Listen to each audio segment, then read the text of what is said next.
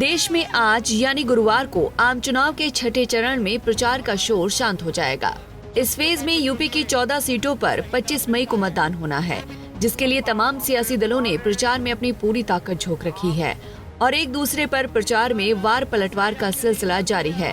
वहीं प्रचार के शोर और घमासान का अंदाजा इस बात से बखूबी लगाया जा सकता है कि प्रधानमंत्री नरेंद्र मोदी का यूपी में ही डेरा है। वो एनडीए गठबंधन और बीजेपी प्रत्याशियों के लिए एक के बाद एक लगातार चुनावी रैलियां कर रहे हैं। ये आपके बैंक खाते बंद करा देंगे, उसका पैसा छीन लेंगे। मोदी ने हर गांव में बिजली पहुंचाई, ये आपके घर में बिजली कनेक्शन कटा के फिर अंधेरा कर देंगे। मोदी घर घर पानी पहुंचा रहा है। सपा कांग्रेस वाले आपके घर की पानी की टोंटी भी खोल के ले जाएंगे। इन्होंने आरक्षण खत्म कर दिया, इन्होंने नौकरियां नहीं दी। जो समय समय पे बुलडोजर लेकर के घूमते थे, उन्होंने जानबूझ करके पेपर लीक कराया।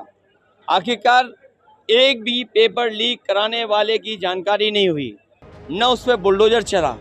और जो लोग 400 पार की बात कर रहे थे, वो 400 हारने जा रहे हैं।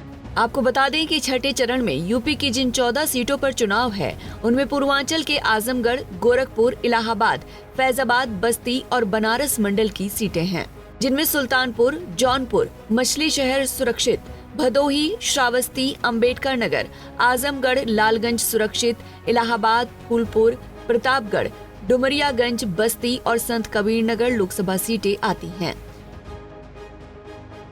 जहां पर इस बार मुकाबला सपा कांग्रेस के इंडिया गठबंधन और बीजेपी के एनडीए गठबंधन के बीच कड़ा होता दिखाई दे रहा है। अगर छठे चरण की सीटों पर नजर डालें तो साल 2019 में बीजेपी को बड़ी बढ़त इस क्षेत्र में मिली थी, जहां सुल्तानपुर में बीजेपी की मेनका गांधी जीती थी।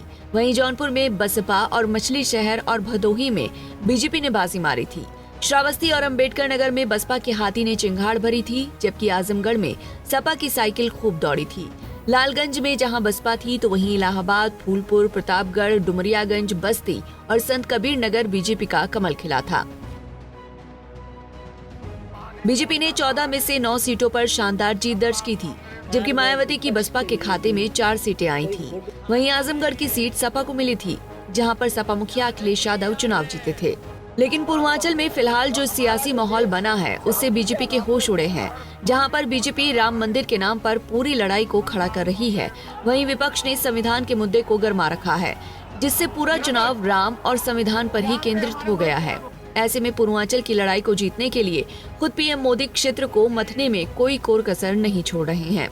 प्रचार की कमान उन्होंने यूपी में खुद ही संभाल रखी है। कई बार संविधान पर सफाई दे चुके हैं, लेकिन दलित और ओबीसी मतदाताओं में पहले जैसा जादू उनका दिखाई नहीं दे रहा, जिसके चलते सियासत के जानकार इस बार यूपी में बीजेपी के लिए बड़ा खतरा देख रहे हैं। और पहले कमजोर दिख रहा विपक्ष फिलहाल प्रचार में सरकार को बराबर की टक्कर दे रहा है। हालांकि चुनाव का ऊंट किस करवट बैठेगा, ये तो 4 जून को ईवीएम खुलने के बाद ही सामने आएगा। Bureau report, Punjab Kesari TV. हमसे जुड़े रहने के लिए हमारे YouTube चैनल को सब्सक्राइब करें और नई वीडियो की नोटिफिकेशन के लिए बेल आइकॉन को दबाएं।